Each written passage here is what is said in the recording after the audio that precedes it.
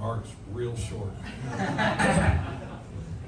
Anyway, I am an Eagle coach in Troop 320, and my job is to mentor Life Scouts as they work on their project and work on getting all the requirements for Eagle.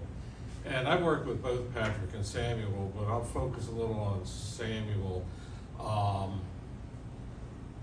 I first really began to focus on you guys at that summer camp after COVID hit in 2020, when I watched you like with Cooking Merit Badge and all the challenges you guys were facing being new scouts.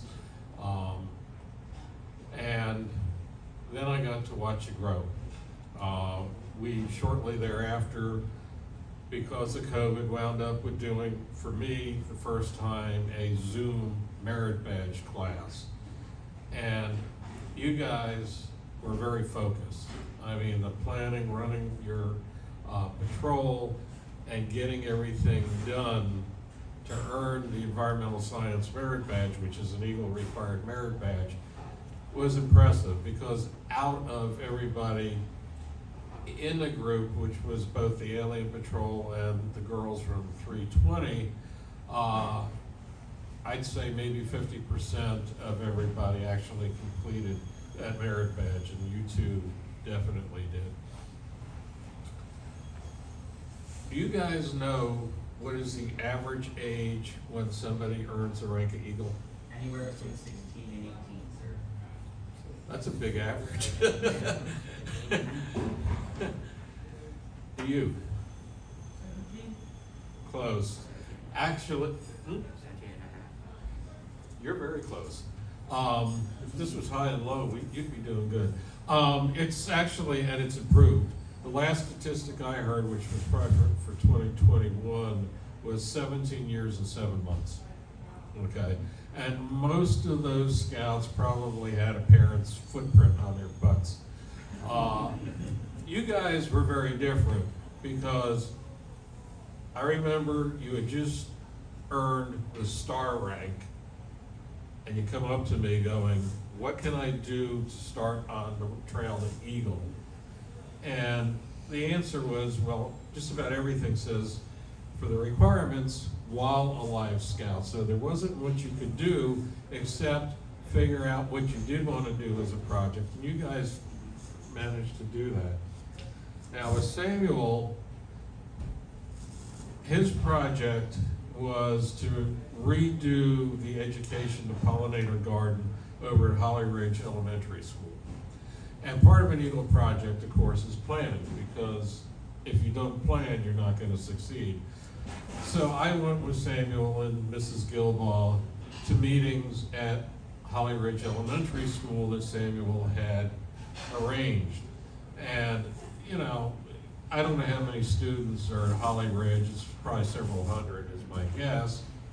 And, you know, little kids tend to be kind of nondescript and everything, but everybody who was there, from the principal to the vice principal and the teachers, all remembered Samuel and how he really shone as a student at the elementary school, and they were very, very appreciative of his project, because the garden had gone to the dogs, I guess is a proper way to say it. And he began to do a lot of planning. Now, if you don't know anything about gardening and landscaping, you can put a lot of very incorrect plants in the wrong spot to help them die a miserable death. But Samuel got a hold of people and did a lot of research himself. I know I gave him some research documents, and he did a tremendous amount of planning, looking at where the gardens were, the light they would get, things like that. And there was some back and forth. He had to make some revisions. And then, of course, he had to get the plants. It's very nice to know what you put in, but if anybody who has gone to a nursery and done a lot of shopping knows you could blow past several $100s in a heartbeat just carrying it in one little wagon. But Samuel did very good. He got a lot of donations of plants. I appreciated his effort because I got rid of some plants I had too many of. And then he had his work days and he planned those out very well. Got the right type of people, not too many, just enough.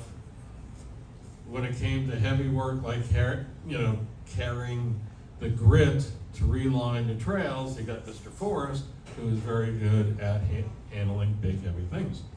And the project, I thought, turned out very well. I mean, it's a very nice garden, a lot of unusual plants, all intended to attract bees, which is kind of weird because Samuel was going to put in a masonry beehive, but the school said, no, it's too dangerous, it attracts bees, and we don't want anybody getting stung. Okay, it's a pollinator garden, but whatever, you know. And this will be used in years and years to come for the kids at Holly Spring Elementary School to learn about pollinators, learn about plants, and hopefully instill excitement, at least in some kids, to carry on the tradition. Hopefully maintain your garden and help it grow. I watched Samuel as he went through the two boards that he has to do with the district. The first one is a proposal board where you have to present what you want to do. And he did a very good job of answering questions. He was well prepared, had a lot of extra stuff, sailed through. Then came the final. And this is where you have to meet the district. We have 3 people on the boards for each of the finals, and they have to answer questions. We do a lot on their growth, how they plan, what they intend to do in the future.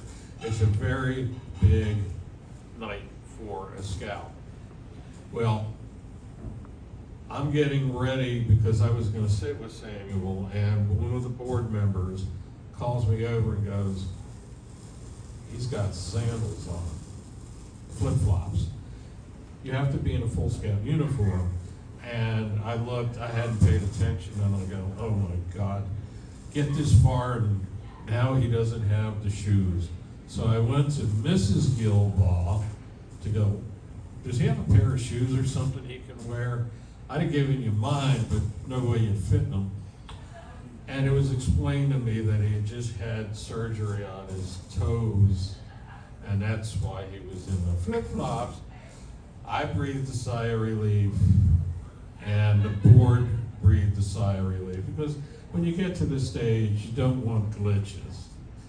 Anyway, you probably are not aware of this, but, and I don't agree with it, but there is a prejudice within the board, Eagle Board reviewers about 14-year-old scouts. They don't think you're mature enough.